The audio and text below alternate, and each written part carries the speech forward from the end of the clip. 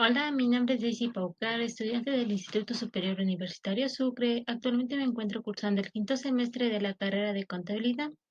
Este video está dirigido a la materia de finanzas impartida por el economista Osvaldo Loor. El objetivo de este video es analizar uno de los temas que están en el libro Principio de las Finanzas Corporativas, con sus autores Bailey, Miller y H., que se encuentra en el capítulo 18 con el tema ¿Es relevante la política de endeudamiento?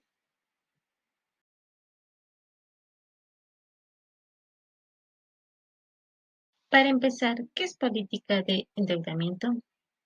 La política de endeudamiento se constituye como un importante elemento para la planeación financiera. Esta nos definirá principalmente el origen y uso de los recursos obtenidos por la vía del financiamiento. La gestión financiera se enfoca a mantener un equilibrio presupuestal, situación que ha permitido alcanzar un manejo prudente de la deuda, al no recurrir al endeudamiento como instrumento compensatorio de finanzas. Efecto del apalancamiento financiero en una economía competitiva sin impuestos. Se entiende, se entiende como apalancamiento financiero simplemente el usar endeudamiento para financiar una operación, tan sencillo como eso. Es decir, en lugar de realizar una operación con fondos propios, será con fondos propios y un crédito.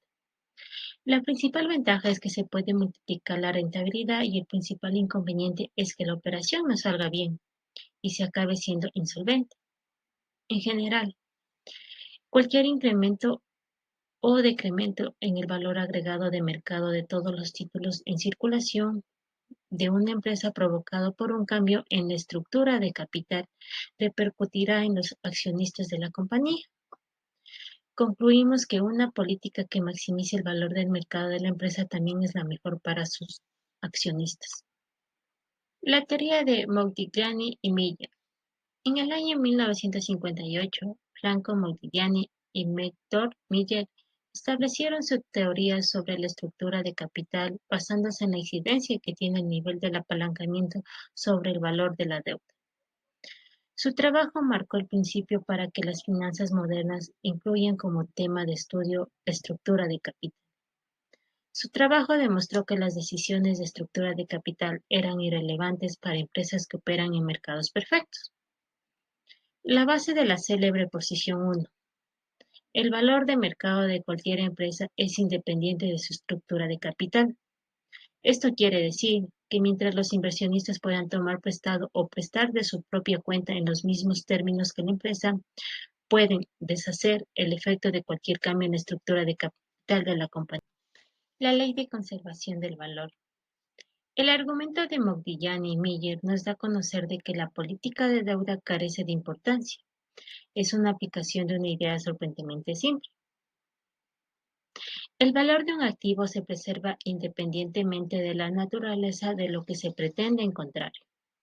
Así, la proposición 1 es: el valor de la empresa está determinado en el lado izquierdo del balance por los activos reales, no por las proposiciones de los valores de deuda y capital emitidos para hacerse de los activos.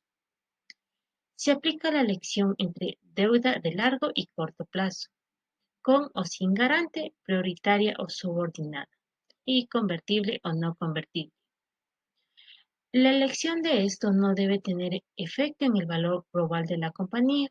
La combinación y división de activos no afectará a los valores, mientras no repercutan en las decisiones de un inversionista. La teoría sostiene que el valor de la empresa, así como el costo promedio ponderado de capital, son independientes a su nivel de endeudamiento constante, sin importar las variaciones que asuma la deuda. La teoría fue aprobada considerando argumentos de arbitraje, que es la interacción con un mercado donde se compra bienes a bajo precio para luego venderlos en otros mercados, pero a precio más alto. Considerando el buen funcionamiento del mercado y la aplicación de la ley del precio único, las ganancias por arbitraje suelen tener un efecto temporal, es decir, la responsabilidad limitada de los accionistas nos dice que si una compañía obtiene dinero prestado, no garantiza su pago, sino que paga la deuda en su totalidad, solo si sus activos valen más que la deuda. Por lo tanto, los accionistas de la compañía tienen una responsabilidad limitada. Un ejemplo de la proposición 1 es que Macbeth Spoke Remember está revisando su estructura de capital. En la tabla 18.1 se muestra su posición actual. La compañía no está apalancada y todo el ingreso de operación se paga como dividendos a los accionistas comunes. También suponemos que no hay impuestos. Los ingresos y dividendos esperados por acción ascienden a $1,50, pero esta cifra de ninguna manera es segura. Podría ser que fuera más o menos de $1,50. El precio de cada acción es de $10, puesto que la empresa espera obtener un nivel uniforme de ingresos a perpetuidad. El rendimiento esperado de la acción es igual a la razón ingresos dividido por el precio, es decir, 1,50 dividido para 10, que nos da un valor de 0,15 centavos o 15%. Hardware está financiando totalmente por capital, aunque espera tener un ingreso de $1,500 al año a perpetuidad. Este ingreso no es seguro. En la tabla se muestra el rendimiento para el accionista según diferentes supuestos con respecto a los ingresos de operación. Suponemos aquí que no hay impuestos. La figura 18.1 nos da a conocer el préstamo que incrementa las utilidades por acción del MARC cuando el ingreso de operación rebasa los $1,000 y las reduce cuando el ingreso de operación es inferior a $1,000. Las esperadas con todo por capital se elevan de 1,50 a $2. Riesgo financiero y rendimientos esperados. Cuando hablamos de riesgos financieros, nos referimos a cualquier actividad empresarial que implica incertidumbre y que, por tanto, puede ocasionar alguna consecuencia financiera negativa para la organización. Por tanto, esta situación puede provocar la pérdida de capital. El riesgo financiero está ligado a la rentabilidad de una empresa. De esta manera, por ejemplo, cuanta más deuda tiene una compañía, mayor es el riesgo financiero potencial. Por este motivo, antes de llevar a cabo una inversión, es esencial calcular el riesgo que conlleva. Y por tanto, el rendimiento esperado es la cantidad que razonablemente esperamos ganar de nuestra inversión. La rentabilidad de un instrumento financiero viene dada por la media aritmética de las rentabilidades calculadas (SPO) durante el periodo de observación. Consideramos ahora las consecuencias de la proposición 1 de Modigliani y Miller sobre el rendimiento esperado de las acciones de Macbeth. El apalancamiento incrementa la corriente esperada de utilidades por acción, pero no el precio de la acción. La razón es que el cambio en la corriente de utilidades esperada se cancela exactamente con un cambio en la tasa a la cual se descuentan las utilidades. El rendimiento esperado de la acción, que para una perpetuidad es igual a la razón precios sobre utilidades, es decir, se incrementa del 15 al 20%.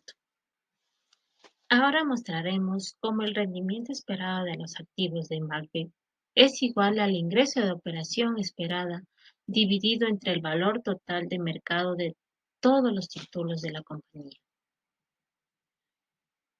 Hemos visto que en los mercados perfectos de capital, la decisión de la compañía de contraer un préstamo no afecta el ingreso de operación de la empresa ni el valor total de mercado de los activos de la empresa. La proposición 2 dice: la tasa de rendimiento esperada en las acciones comunes de una empresa apalancada se incrementa en proporción a la razón deuda sobre capital, expresada en valores de mercado. Entonces, la proposición 1 de Modigliani y Miller dice que el apalancamiento financiero no tiene efectos sobre la riqueza de los accionistas. La proposición 2 plantea que la tasa de rendimiento que pueden esperar recibir por sus acciones se acrecienta conforme se incrementa la razón deuda capital de la empresa. Cualquier incremento en el rendimiento esperado se cancela exactamente con un incremento en el riesgo y, por lo tanto, en la tasa de rendimiento que piden los accionistas son indiferentes a un mayor apalancamiento si éste incrementa el rendimiento que espera.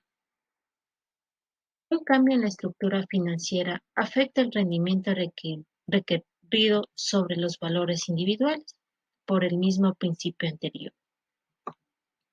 El apalancamiento financiero no afecta el riesgo ni el rendimiento esperado sobre los activos de la empresa, pero un mayor apalancamiento incrementa tanto el rendimiento esperado como el riesgo de capital.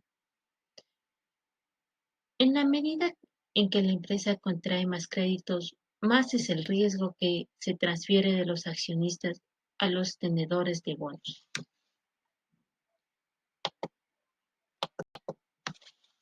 En la tabla se muestra la forma en que una reducción en el ingreso de operación afecta el pago de los accionistas.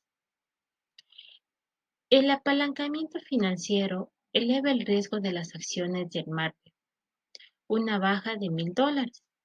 En el ingreso de operación reduce las utilidades por acción en $1 con un financiamiento total por capital, pero en $2 con una deuda del 50%. Forma en el que el cambio en la estructura del capital afecta a beta. Hemos observado la forma en que los cambios en la estructura financiera afectan el rendimiento esperado. Veamos ahora el efecto en beta. Tanto los tenedores de acciones como de deuda reciben una parte de los flujos de efectivo de la empresa y corren parte del riesgo. Por ejemplo, si resulta que los activos de la empresa no tienen valor, no habrá efecto para pagar ni a los accionistas ni a los acreedores. Pero los tenedores de deuda suelen tener mucho menos riesgo que los accionistas. Las betas de deuda de grandes empresas de primera clase suelen estar entre 0,1 y 0,3. La beta de este portafolio hipotético es simplemente un promedio ponderado de las betas de la deuda y el capital, como se muestra en la siguiente fórmula. Volvamos a nuestro ejemplo. Si la deuda antes del refinanciamiento tiene una beta de 0,1 y el capital tiene una beta de 1,1, entonces, aplicando en la fórmula, esos valores nos daría una beta de 0,8. Pero, ¿qué sucede después del refinanciamiento? El riesgo del paquete total sigue sin cambios, pero tanto la deuda como el capital tienen ahora más riesgos. Supongamos que la beta de la deuda se eleva a 0,2. Podemos trabajar ahora la nueva beta capital. Aplicando los valores que mencionamos anteriormente, tendríamos una beta de 1,2. Costo promedio ponderado del capital, también conocido como Weighted Average Cost of Capital, que es una tasa de descuento que mide el costo promedio que han tenido nuestros activos operativos, en función de la forma en que han sido financiados, ya sea a través de capital propio, es decir, patrimonio, o recursos de terceros, deuda. Advertencias. Algunas veces el objetivo de las decisiones de financiamiento se expresa no como maximizar el valor global del mercado, sino como minimizar el costo promedio ponderado del capital. Si la proposición 1 es cierta, entonces tenemos dos objetivos equivalentes. Si la proposición 1 no es cierta, entonces la estructura de capital se maximiza el valor de la empresa. También minimiza el costo promedio ponderado del capital. siempre y cuando el ingreso de operaciones sea independientemente de la estructura de capital. Recuerde que el costo promedio ponderado del capital es la tasa de rendimiento esperado sobre el valor de mercado de todos los títulos de la empresa. Todo lo que incremente el valor de la empresa reduce el costo promedio ponderado del capital, si el ingreso de la operación es constante. Pero si el ingreso de operación también varía, entonces todo ello se cancela. Los accionistas quieren que la administración eleve el valor de la empresa. Les interesa más ser ricos que tener una empresa con un bajo costo promedio ponderado de capital. Tratar de minimizar el costo promedio ponderado de capital puede provocar la aparición de problemas como que por los accionistas demanden mayores tasas de rendimiento. El costo de capital se incrementa menos de lo necesario para mantener el costo promedio ponderado de capital. Tasas de rendimiento en el capital apalancado, la postura tradicional. Un grado moderado de apalancamiento financiero puede incrementar el rendimiento esperado del capital propio, pero no tanto como se enuncia por Miller. Con deuda excesiva, el rendimiento esperado del capital propio se dispara más que lo predicho. En una razón intermedia de deuda, los tradicionalistas creen que hay una razón óptima de deuda capital que minimiza el costo promedio ponderado de capital. Que las clientelas insatisfechas de hoy se interesen en valores exóticos. Los administradores financieros sagaces buscan una clientela insatisfecha, es decir, inversionistas que quieren cierto instrumento financiero, pero a causa de las imperfecciones del mercado no pueden conseguirlo o no lo encuentran barato. La proposición 1 se viola cuando existe algún servicio financiero que satisfaga esas necesidades descritas, es decir, cuando no haya un equilibrio. Estos servicios financieros son nuevos y exclusivos, o la empresa debe buscar ofrecer servicios más viejos, pero más baratos que otras empresas o intermediarios financieros. Imperfecciones y oportunidades. Las imperfecciones más serias de los mercados de capital son a menudo las creadas por el gobierno. Si Miller están en lo correcto, la demanda de los inversionistas de diferentes tipos de valores se satisface a un costo mínimo. El costo de capital reflejará solo el riesgo del negocio. El capital fluirá hacia las compañías con inversiones positivas. Independientemente de la estructura del capital de las compañías, es un resultado eficiente. Comentario final sobre el costo promedio ponderado del capital después de impuestos. Modigliani y Miller nos dejaron un mensaje simple. Cuando la empresa cambia su mezcla de valores de deuda y capital, cambia el riesgo y los rendimientos esperados por estos valores, pero el costo global de capital de la compañía no cambia. Costo promedio ponderado de capital después de impuestos es el interés que paga una empresa por el endeudamiento. Se puede deducir de su ingreso variable, es decir, que puede otorgar un ahorro fiscal.